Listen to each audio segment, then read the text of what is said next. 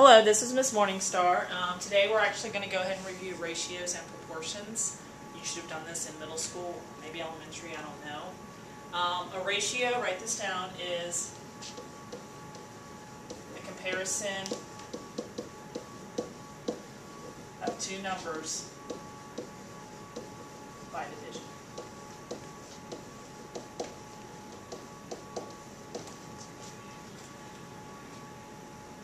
Okay, so if you want to say the ratio of 2 to 5, you could write it like that with colons. You could write it as a fraction, or you could say, a ratio of 2 to 5. So those are the ways to represent a ratio. That should make sense to you. That should be review. A proportion is an equation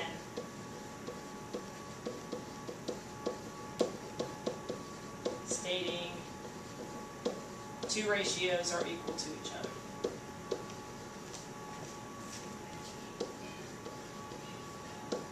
Write it down. Also, as you're doing this, try to put some thought into what you're doing. You can't literally just write it down and have no understanding of what's going on. So, for example, this is a proportion because this is a ratio and this is a ratio and they're equal. So let's call it a proportion. This is also one. Which hopefully that makes sense to you because 5/10 does reduce to 1/2. That should all be review. Okay, that's kind of hard to see. I hope you can see that, but it's on your paper, I guess, even if it's not. Alright, the cross products of a proportion are equal. Hopefully you remember that. Write that down. That should hopefully make sense because what does 5/10 reduce to? 1/2. And if you remember what cross products are, one cross product is 10 times 1. The other cross product is 5 times 2. And 10 times 1 is 10. 5 times 2 is 10. 10 does equal 10.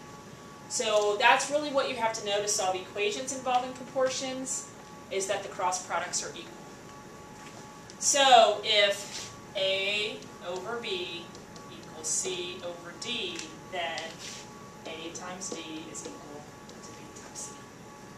This should all be review. I would be shocked if you did not remember this. Alright, directions. Use cross products to determine whether each pair of ratios form a proportion. Here's the first one. The question is, do those form a proportion? Let me move this up a little bit so you can see. So all you have to do is check. What we're checking is, are the cross products equal? What's one set of cross products? 5 times 16. The other set of cross products is 4 times 20.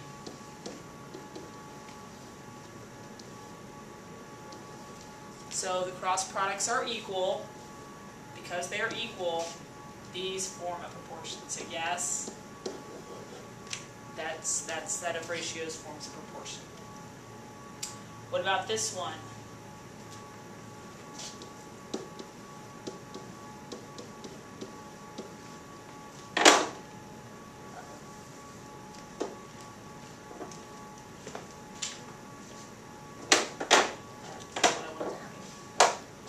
Alright, so the question is, do these ratios just like a fraction, check the cross products to see if they're equal. One cross product is 8 times 24. The other one is 6 times 28. 2, 3, is that 192 maybe? This is 8. Well, I guess they're not going to be. This is 12. Okay, 192 does not equal 168, so these two ratios do not form a proportion.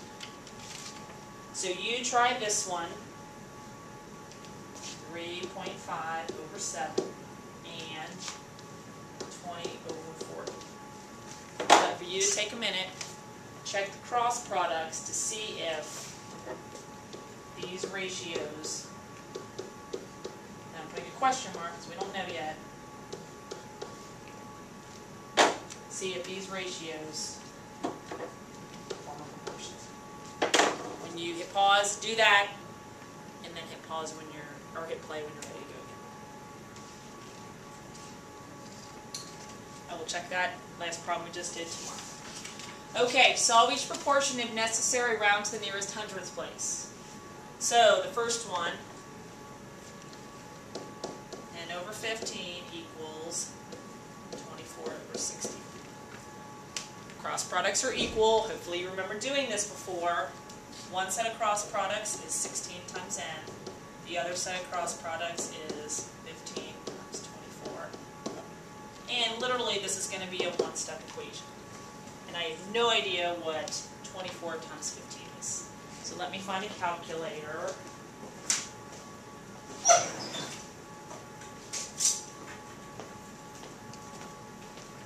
That was good planning, huh? 15 times 24. 360 maybe? And then this is a one-step equation. 360 divided by 16 is 22.5. Okay? Now, the other way you could do it is you could undo divide 15 by multiplying by 15, but you're going to get the same thing. All right, number 2.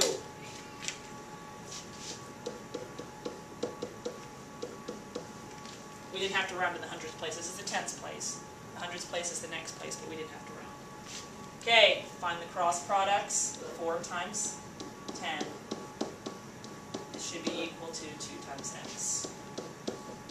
2 times what number gives you 40? 4 divided by 2. X is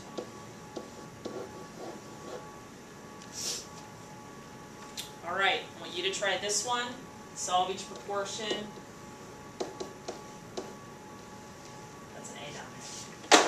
Hit pause on the video, solve that proportion. I will check it tomorrow when you get in here. When you're ready, hit play again.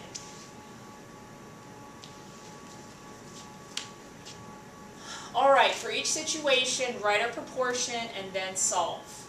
So I know you can do this without writing a proportion, but I'm asking you to write 2 ratios that are equal to each other.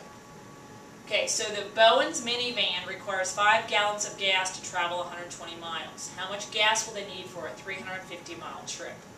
So when I was writing this problem up, I did not want to give myself a minivan. I thought about buying a minivan. I did not. I bought an SUV instead. So I thought, just to be funny, I would give Mrs. Bowen a minivan, because she said she probably wouldn't drive one either. But anyway, that was beside the point. All right, so to solve the proportion.